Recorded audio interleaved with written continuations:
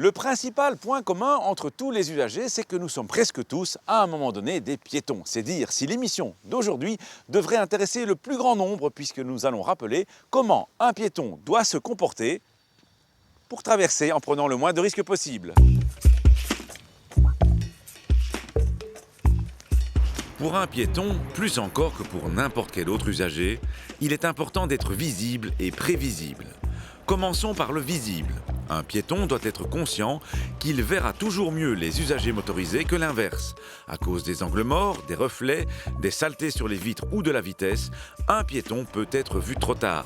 Voilà pourquoi s'habiller avec des vêtements clairs, voire fluo si on marche le long de la chaussée, et avec des éléments réfléchissants pour la nuit, sera une précaution utile pour tout piéton.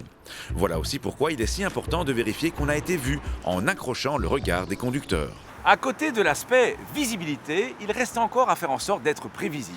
Et être prévisible, ça veut dire avant tout ne pas surprendre les conducteurs. Et pour ne pas surprendre un conducteur, un piéton qui va traverser doit se souvenir de différentes choses. Rappelons tout d'abord que quand il existe un passage pour piétons à moins de 30 mètres environ, il faut faire le détour pour l'emprunter.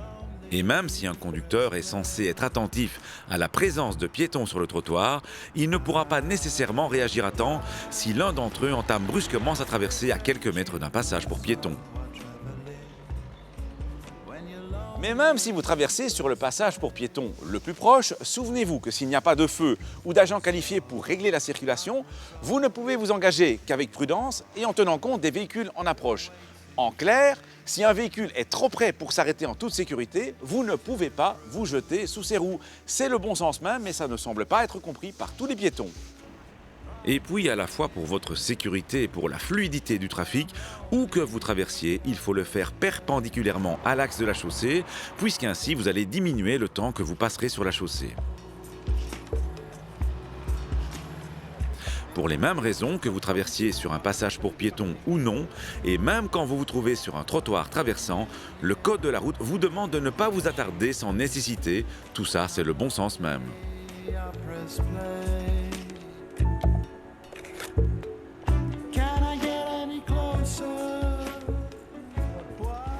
Faut-il aussi rappeler que quand il y a un feu au passage pour piétons, on ne peut entamer la traversée au rouge? Eh bien oui, malheureusement, il faut encore le rappeler car de trop nombreux piétons entament la traversée alors que le petit bonhomme est au rouge, ce qui est à la fois dangereux et très agaçant pour les conducteurs.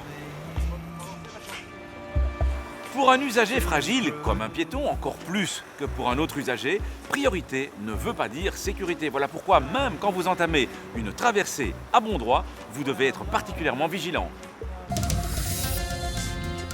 Vous avez peut-être déjà observé ce signal routier dans votre commune, mais que signifie-t-il? Historiquement, le signal F45 de voie sans issue est établi lorsque le chemin est interrompu ou lorsque, par exemple, les communes décident d'établir des dispositifs au centre de la chaussée pour interrompre la circulation de transit.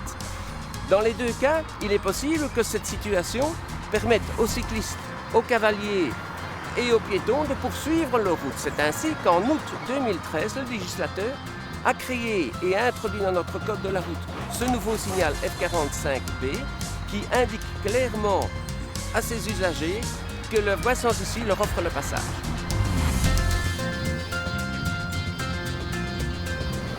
À la semaine prochaine et d'ici là, bonne route!